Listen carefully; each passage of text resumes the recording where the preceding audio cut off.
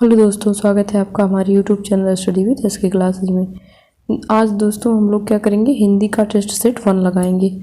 Test set 1 Hindi का जो आपका यूपी पेट परीक्षा होने वाला है, पीईटी परीक्षा जो होने वाली है आपकी, उसमें जो सिलेबस दिया हुआ है हिंदी का, उसी के अकॉर्डिंग हम लोग chapter wise test series solve करेंगे। पहले जो इम्पोर्टेंट क्वेश्चन है, उसके बाद फिर मिक्स टेस्ट सीरीज सॉल्व करेंगे, जैसे आपकी परीक्षाओं में पूछा जाता है उस टाइप का सेट। तो जो आपका सिलेबस दिया हुआ है उसमें देखिए, कुल आपका 15 नंबर का हिंदी आने वाला है।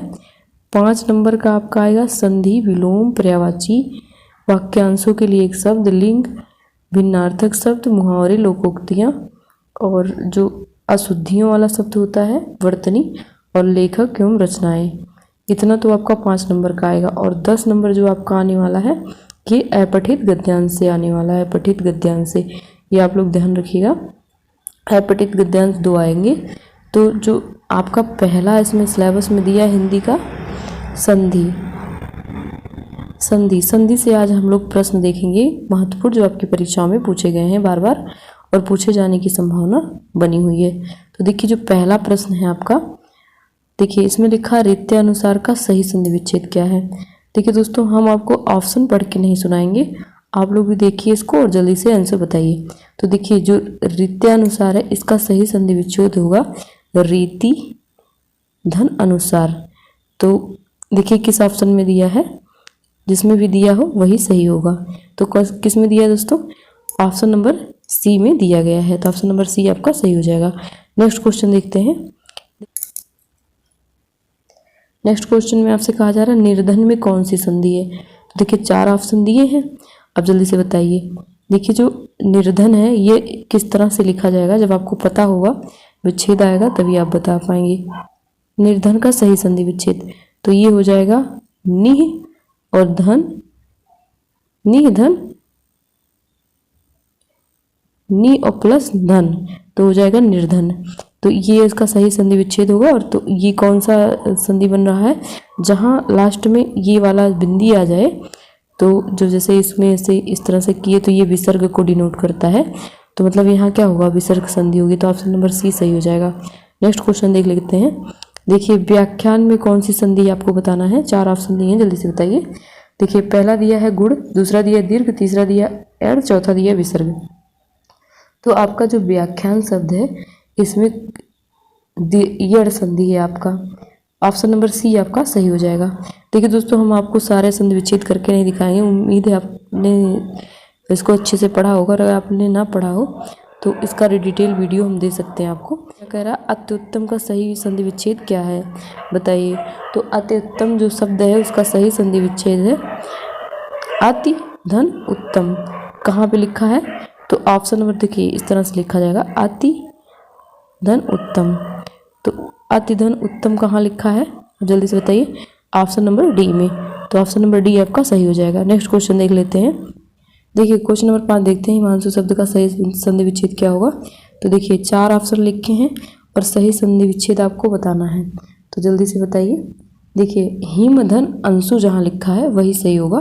कौन सा ऑप्शन है, देखिए इस तरह से लिखा जाएगा, हिम और धन अंशु, ये वाला अंशु इस तरह से, तो हो जाएगा हिमांशु। तो ऑप्शन नंबर ए में लिखा गया, तो ऑप्शन नंबर ए आपका सही हो जाएगा। नेक्स्ट क्वेश्चन देख लेते हैं। देखिए नेक्स्ट क्वेश्चन में आपसे क्या कहा जा रहा है, सप्तधन ऋषि इस संधि से बना है। तो आपको बताना है सप्त ऋषि जो है उसमें कौन सा संधि है। देखिए 4 ऑप्शन दिए गए हैं, आप जल्दी से बताइए। देखिए दोस्तों, सप्त जो है और ऋषि, तो जहाँ देखिए आपको एक ट्रिक बताते हैं। देखिए 1, 2 और 3 करके इस तरह से लिखिए। एक में लिखिए छोटा आ और बड़ा आ, 2 शब्द केवल। और दूसरे में क्या है, छोटा ऊ, बड़ा ऊ, छोटी ई, बड़ी ई और री, री। और तीसरे में जो बचा है, ए, आए, ओ, आओ, इतना होता है केवल आपका, जिससे संधि बनती है। तो देखिए जब पहले का मेल दूसरे, पहले का केवल पहले से जब मेल होगा, 1 + 1 आएगा, मतलब छोटा का छोटा से कॉम्बिनेशन होगा, तो क्या बनेगा, केवल दीर्घ संधि बनेगी, दीर्घ संधि। या फिर दूसरे का दूसरे से मेल हो, मतलब 2 + 2 हो, मतलब छोटा ऊ से बड़ा ऊ मिले, या छोटी ई से बड़ी ई मिले, या बड़ी ई से छोटी ई मिले, या छोटा बड़ा बड़ा मिले, तो क्या बनेगा, दीर्घ संधि बनेगा। केवल ये क्या बनेगा, दीर्घ संधि। और जो आप लोग को समझ में आना चाहिए, जब आपका पहले और का दूसरे से कॉम्बिनेशन हो, जैसे छोटा या छोटी ई से या बड़ी ई से या री से, ए से या आई से, जिससे भी मिले, अगर इस तरह से मिल रहा है तो आपका कौन सा संधि बनेगा, तो वो आपका गुण संधि बन जाएगा। इस तरह से आपका वृद्धि संधि और सारी संधियों का है। अगर आप लोग कहेंगे तो हम आपको अच्छे से बता देंगे। तो देखिए इसमें क्या हो रहा है, सप्त में आ रहा, तय में आ और प्लस री, इसका कॉम्बिनेशन हो रहा है, मतलब पहला का दूसरे से हो रहा है, तो क्या हो रहा है, यहाँ गुण संधि बन रहा है। अभी आपको हमने बताया था, तो यहाँ गुण संधि बन रहा है। तो ऑप्शन नंबर कौन सा सही हो जाएगा, डी। नेक्स्ट क्वेश्चन देखते हैं। देखिए सट और धन रिपु, इसमें संधि मतलब किस संधि से ये बना है, इससे बनी संधि है। अब बताइए, सट धन रिपु, अब इसमें कौन सी संधि है, देख के बताइए जल्दी से। देखिए इसमें जो है सट और धन रिपु, षष्ठ रिप हो जाएगा, तो ये जो है व्यंजन संधि है। तो ऑप्शन नंबर ए आपका सही हो जाएगा। नेक्स्ट क्वेश्चन देखिए, प्रण का सही संधि विच्छेद क्या है, आपको बताना है। तो देखिए 4 प्रकार से लिखा है, कौन सा सही है आपको ये बताना है। तो देखिए प्रण में जो है प्र और धन उड़, इस तरह से होगा, प्र और धन उड़,